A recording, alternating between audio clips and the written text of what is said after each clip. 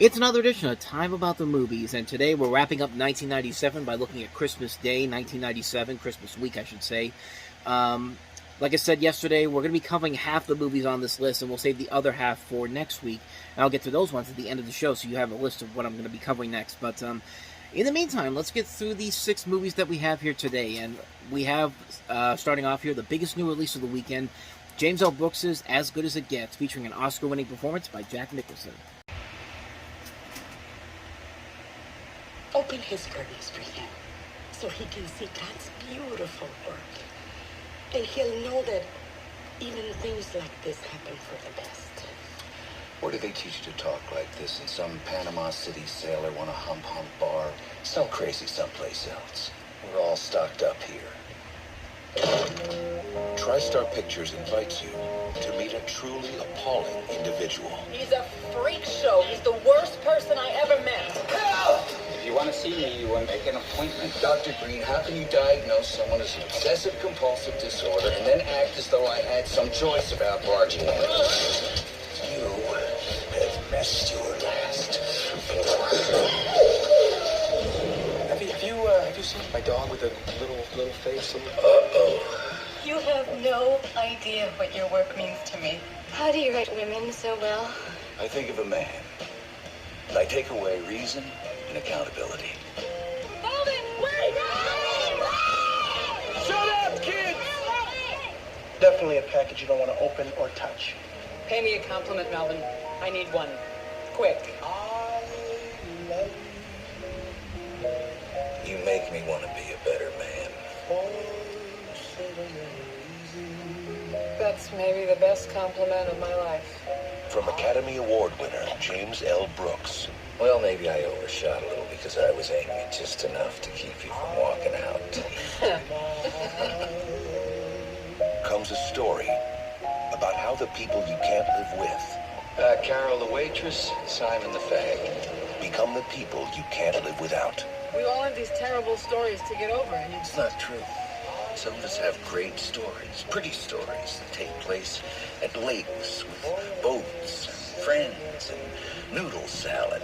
Just no one in this car. Jack Nicholson, Helen Hunt, Greg Kinnear, and Cuba Gooding Jr. I love you. I tell you, buddy, I'd be the luckiest guy alive if that did it for me. As good as it gets. I mean, the trailer there pretty much shows you everything you need to know about this movie. Jack Nicholson plays a cranky, bigoted, obsessive-compulsive writer who finds his life turned upside down when his neighboring gay artist friend, Simon, played by Greg Kinnear, is hospitalized and his dog is entrusted to him. In addition, he has this waitress named Carol, played by Helen Hunt, who will tolerate him. She has to leave work to care for her sick son, making it impossible for Melvin to eat his breakfast. And it's a very simplistic story, honestly. There's nothing too crazy going on with the overall story and all, but really, it's more than enough here to really get the gist of what this movie is all about. It's a very well-made film that mostly works because of the performances of the leading actors. I mean, Jack Nicholson, like I said, he won an Academy Award for this. I mean, this is his 3rd Oscar he ever won, and rightfully so. He really makes this character work on his own, and it's Jack Nicholson being Jack Nicholson. That's usually the best thing you can ask for a guy like him. Helen Hunt, who also won an Oscar for this, I mean, this really showed everybody that, hey, this is not just somebody who just does Mad About You every week. This is a really good actress, and she really gives it her all here. She has great chemistry with Nicholson. She controls the screen very well here. Like, she has to compete with Jack Nicholson in several scenes in this movie, keep up with him, and she does a very good job with that. And I think this movie also showed everybody that Greg Kinnear is a really good actor, too. Like, this is a film where he got nominated for an Oscar for this. He didn't win, but he's very good in the movie playing Simon. This is a great cast overall. You see Cuba Gooding Jr. there. You have Skeet Ulrich, Shirley Knight, Yarley Smith, Harold Ramis, Julie Benz, Brian Doyle Murray, Jamie Kennedy, Maya Rudolph's in here as well. It's interesting because another interesting thing about the movie is that Owen Wilson actually served as an associate producer on here, which was actually one of his first jobs in Hollywood, even though he had done Bottle Rocket the year before. But it's pretty interesting to note on that front. But and it's interesting too because Nicolas Cage.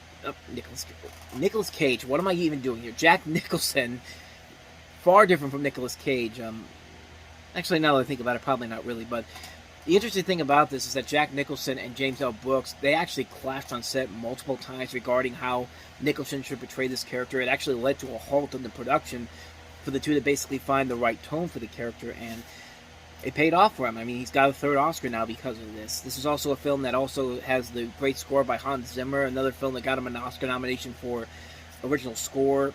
Really, there's not much more I can say about the movie. I will say that it's not anything too groundbreaking. It's not anything too unique or interesting. But overall, I thought the movie works very well because of the performances, because of the direction by James L. Brooks. This is his first film that he had done as a director since Broadcast News. And no, actually, I take that back. That was this is the first one he's done since I'll Do Anything, which was not a big hit. It was a big critical and commercial disaster for him. But this was a nice return to form for him. It takes you back to what. It's not as good as some of his other movies, but it takes you back to like Terms of Endearment and Broadcast News, and it's a very good, well-made film. I mean, I can't recommend this movie enough already. You should be watching this movie just for the performances alone. Jack Nicholson's great, Helen Hunt's great, Greg Kinnear's great. The story overall is very simple. It does not overstay its welcome, and it's a very well-done film. It's a film that works on a number of levels. It's a well-made film. I can't recommend it enough. As good as it gets, it's as good as it gets.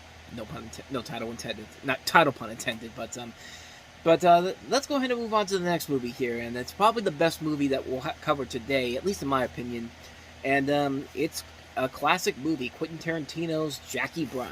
Settle and action. Pam Grier is Jackie Brown. Pam Grier is Jackie Brown. Pamela Grier is Jackie Brown. Here we go. Ever been tempted?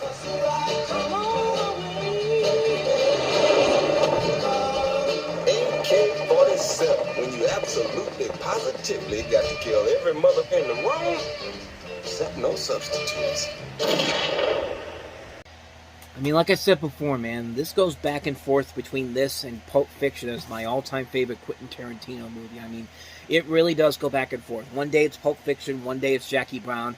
Right? I give the edge a little bit to Jackie Brown now because it just made me realize how good of a director Quentin Tarantino really was and how just immersive he can be as a filmmaker, which Pulp Fiction really did impress me a lot, but this is a movie that I always go back to more than I would ever say about Pulp Fiction. And I do go back to Pulp Fiction a lot, but Jackie Brown I go back to a little bit more.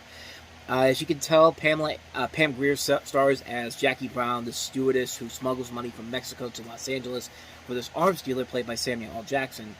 And when she gets caught by these agents, one of them played by Michael Keaton with $10,000 in cocaine in her purse, they propose a deal to her to help them arrest Ordell in exchange for freedom. Meanwhile, Ordell's asking this 56-year-old man, bail bondsman played by Robert Forster, to release Jackie Brown with the intentions of eliminating her. And Jackie suspects Ordell's intentions and plots this complicated confidence game with Max to steal $500,000 from Ordell. And you know, the cast, I mentioned Samuel L. Jackson, I mentioned Robert Forster, Michael Keaton. I haven't mentioned Robert De Niro or Bridget Fonda in this movie, who I think are both very good as well. But this movie is mainly a star showcase to show how good Robert Forster and Pam Grier are. I mean, these are two phenomenal performances, and they revitalized both the careers of these two actors who hadn't been cast in a lead role in a many number of years. Pam Grier was in a lot of blaxploitation films, and it's the only feature-length film that he's ever adapted from another person's work, as this is based off of a book by Elmore Leonard, which, incidentally, the Michael Keaton character is actually a character that also appears in another Elmore Leonard-inspired production, Out of Sight, which came out the following year, and I thought that was pretty interesting, considering that's from another studio. But I love Jackie Brown, man. I love this movie so much. I think it's a well-made film. It works mostly because of Pam Grier and Robert Forster. These are two very strong performances that carry the movie over. And you really do realize that these two are incredible actors that deserve a lot more attention. They also have a great cast around them. As I mentioned, Jackson, Fonda, Keaton, De Niro, Michael Bowen, Chris Tucker, Lisa Gay Hamilton, Tiny Lister, Hattie Winston, Denise Crosby, Takia Crystal Kama from In Living Color. There's a cameo by Tony Curtis in this movie. The film just looks incredible. It's a well-edited film. The comedy is top notch. The storytelling is well done. I just love this movie, man. I love this movie so much. Like I said, I go back and forth between this and Pulp Fiction as my favorite Tarantino movie, and really, you can see why. It's an amazing, amazing film with some great performances all around, some great elements of enjoyment out of every single level of it, but I love it, man. I love this movie so much. I don't think I need to say anything more that hasn't been said already. Jackie Brown is just a fantastic film. I enjoy it.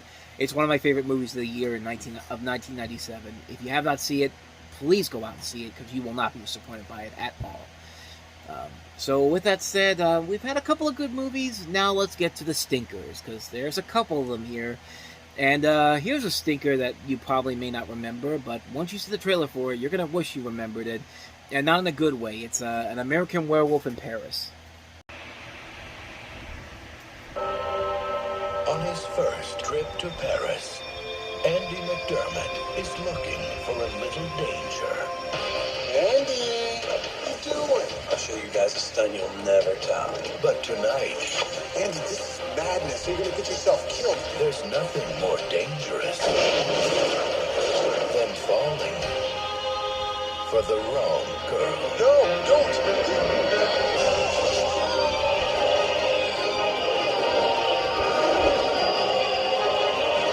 Talk about the woman of my dreams. She's obviously whack. The kind of girl jumps off the Eiffel Tower has issues, man. Major issues. You mustn't get involved. It's much too dangerous, believe me. You must go before it's too late. I was attacked by this big, wild dog. You were bit. You're already changing. It was not a dog. It was a werewolf. And now you have become one too.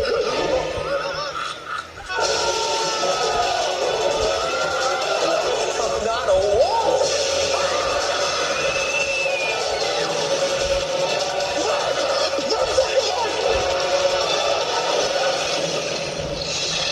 An American Werewolf in Paris.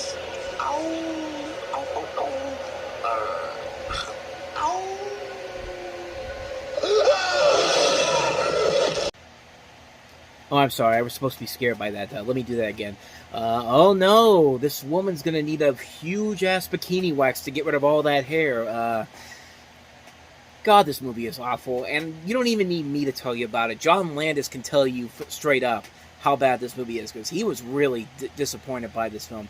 In fact, this was actually based off of an idea that he had for a sequel back in 1991. It was basically a character that was mentioned in the original film, but never seen or heard.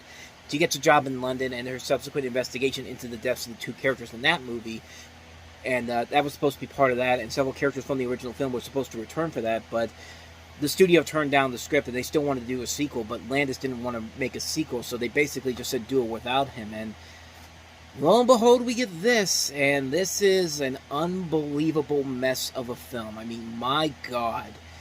I mean, do I even need to tell you why? Just the concepts alone are so ridiculous. It was like the dude's bungee jumping off of the Eiffel Tower. That was already stupid enough. We haven't even gotten to the actual creature yet.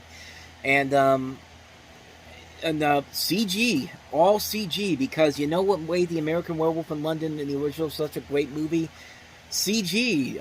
No, actually it did not. It was because it used practical effects that are still effective even for over 40 years later, and these things were almost dead on arrival. I mean, this whole movie is a clusterfuck. This is a movie that is just a mess on so many levels. It's just like, whoever wrote this movie, whoever put this together, just hated it, just wanted to do something that was not intentionally scary whatsoever. It wasn't intended to be clever. It wasn't intended to be funny. It wasn't intended to be smart or anything like the original.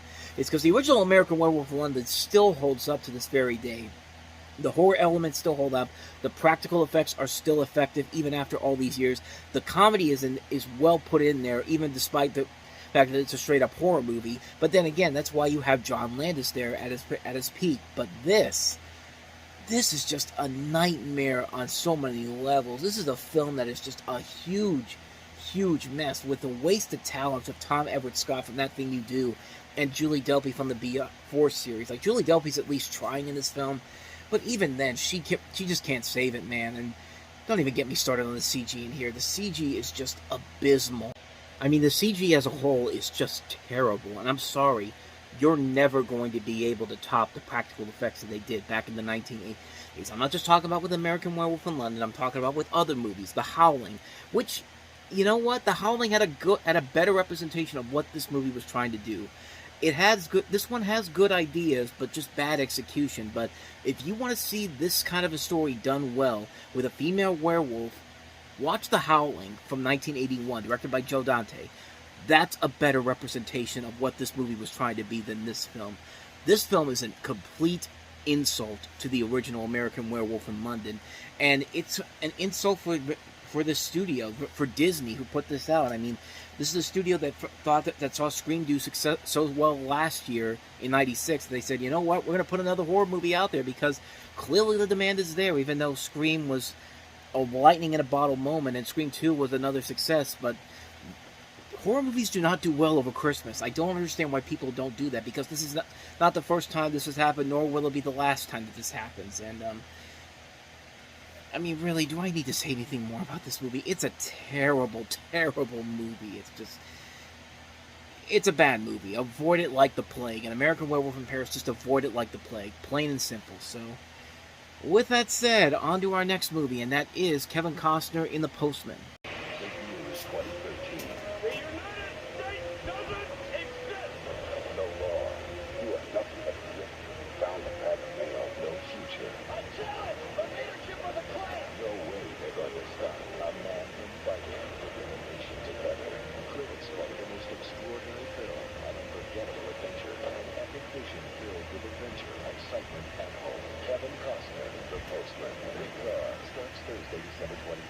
Yes, the post-apocalyptic future of 2013. Yeah, way to date stamp that real quickly, Kevin. You know what? I think The Simpsons pretty much said everything you need to know about this movie. Ooh, I hear this really sucks. Director's commentary. I'm sorry. I am really sorry. I don't know what I was thinking. But, Field of Dreams was good, wasn't it? Made us all believe again. Oh, poor Mr. Costner. He tries so hard. Aw, thanks. You're sweet to say that. Where are you? I'm back here. Hi. Will you bring me a sandwich? Please? No crusts. Yeah, I don't know what the hell Kevin Costner was thinking with this movie. This is not a good movie whatsoever. It's an over 3-hour movie that is completely pointless. It's a dull movie. It's a boring movie. You thought Waterworld was bad? This is the worst thing Kevin Costner has ever done as a filmmaker. This is a movie that is just... It's just a mess, man. It's just a mess on so many levels. It's a film that's just awful, uninspired, unwatchable. It's a film that has two good writers on it, Eric Roth and Brian Helgeland. Brian Helgeland just wrote L.A. Confidential, and this is the end result of it. What more do I got to say? This is a terrible movie. This is a movie that The Simpsons pretty much summed it up nicely for you, but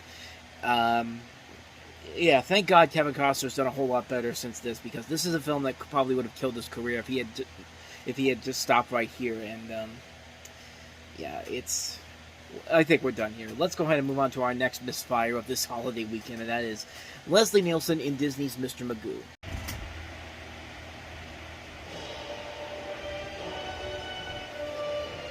It was the worst jewel heist in history. And the only witness to the crime didn't see a thing. Now, Mr. Magoo is going undercover, but he doesn't have a clue. Magoo is going down! I want you to put some water on the boil and lift both legs high into the air.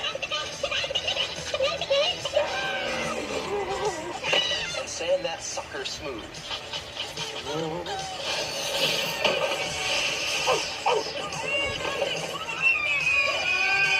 have a surprise. So do I! This Christmas, you won't believe your eyes. Ugliest child I've ever seen.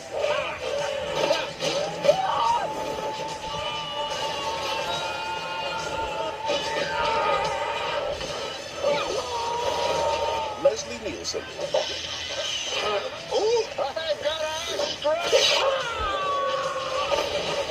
Disney's Mr. Magoo.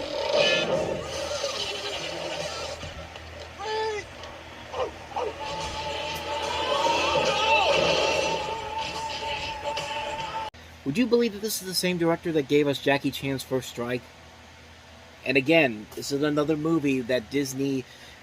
This was part of that live-action doll spot that they were in during 1997 and 98, and this is just coming after Flubber. And how do you mess this up? You have such a good idea to it. A Mr. Magoo movie with Leslie Nielsen as the title character.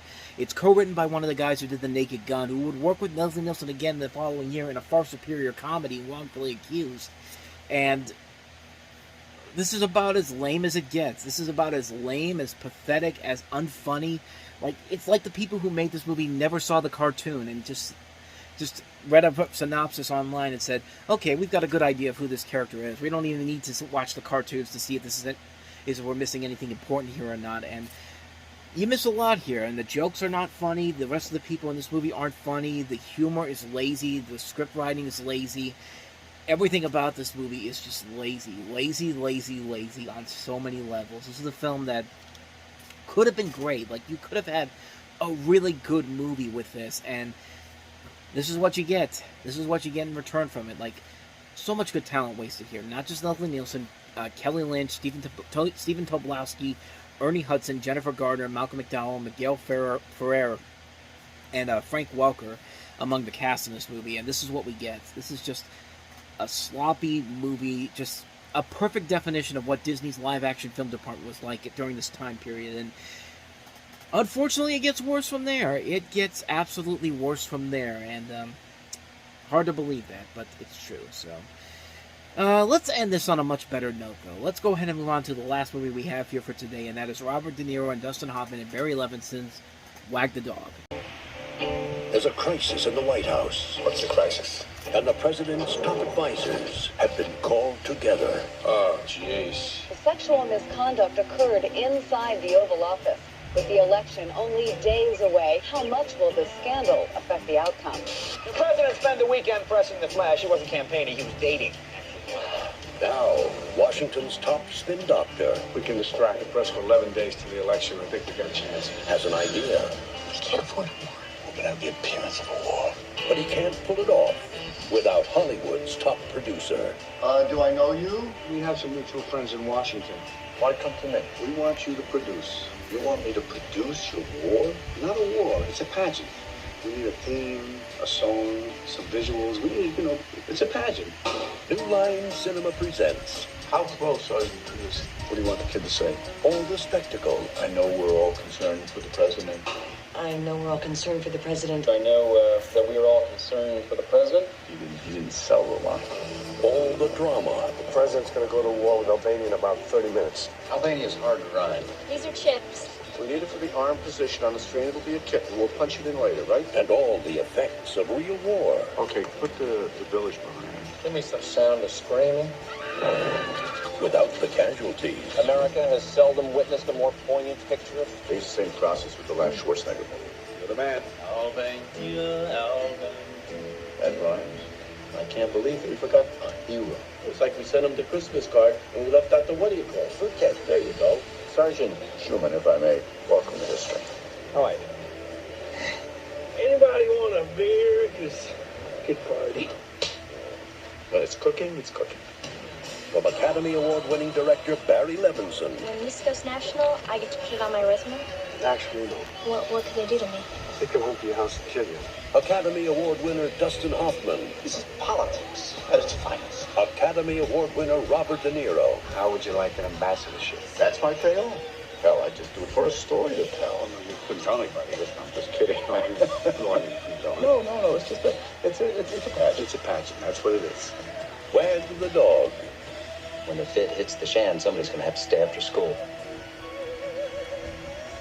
So Wag the Dog is based off of this book by Larry Bainhart called American Hero, and basically the plot right there, you have a spin doctor and a Hollywood producer who basically have to fabricate a war in Albania to distract voters from a presidential sex scandal, which Coincidentally enough, this came out 1 month before the infamous Clinton-Lewinsky scandal, and also the subsequent bombing of the pharmaceutical factory in Sudan by the Clinton administration, and that is later that August, which there's a lot of things that happen that are very convenient compared to this movie. The comparison was also made when the Clinton administration initiated a bombing campaign on Iraq during Clinton's impeachment trials.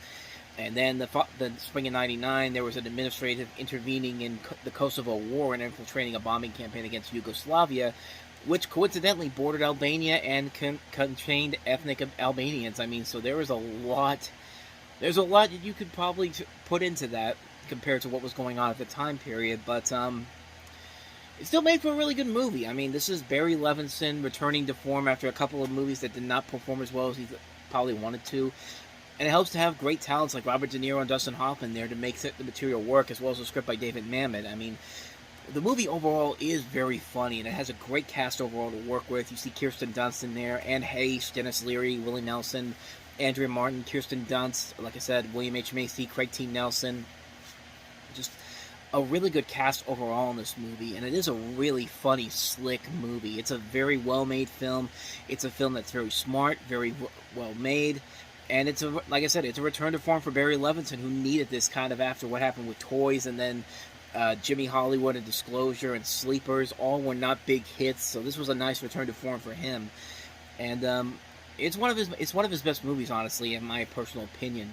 I really like this movie a lot, and it's a very fun film. It's a very well-made film, headlined by Robert De Niro and Dustin Hoffman. They really do keep the movie together. I can't recommend this movie enough. Great film.